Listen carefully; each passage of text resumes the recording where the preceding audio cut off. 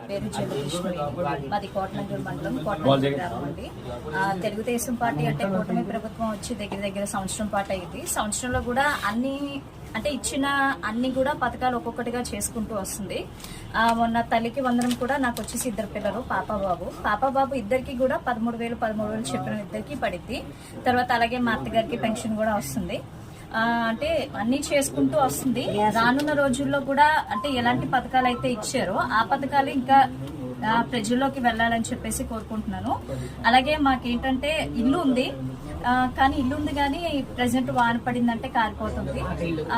ఇళ్ళకి కూడా మాకు ఏదైనా సహాయం చేయాలని చెప్పేసి కోరుకుంటున్నాము. అలాగే రానున్న రోజుల్లో మరింత బాగా అన్ని పథకాలు చేసి ప్రజల్లోకి వెళ్లాలని చెప్పేసి సుపరిపాలన అందించాలని చెప్పేసి కోరుకుంటున్నాము. దీపం పథకం కింద సంవత్సరానికి 3 గ్యాస్ సిలిండర్లు ఫ్రీగా అన్నారు. అలాగే నాకు 2 సార్లు కూడా డబ్బులు పడ్డాయి. మా ఇంటి దగ్గర వాళ్ళందరికీ కూడా పడ్డాయి. అసలు కూడా ఆగస్టు 15 నుంచి కూడా అమలు చేస్తామని చెప్పేసి అంటున్నారు. దానికోసం కూడా మేము ఎదురు చూస్తున్నాము. దీనికి సంబంధించి డిఎస్టీ పోస్టులు కూడా వేశారు. అందులోకి కూడా అర్హత ఉన్న వాళ్ళందరికీ కూడా పెట్టుకుంటున్నారు, అప్లై చేస్తున్నారు. ఈ పరిపాలన అందరికీ ఉపయోగపడుతుంది. రానున్న రోజుల్లో కూడా మరింత బాగా చేసి ప్రజల్లోకి ముందుకు వెళ్లాలని చెప్పేసి మనస్ఫూర్తిగా కోరుకుంటున్నాను.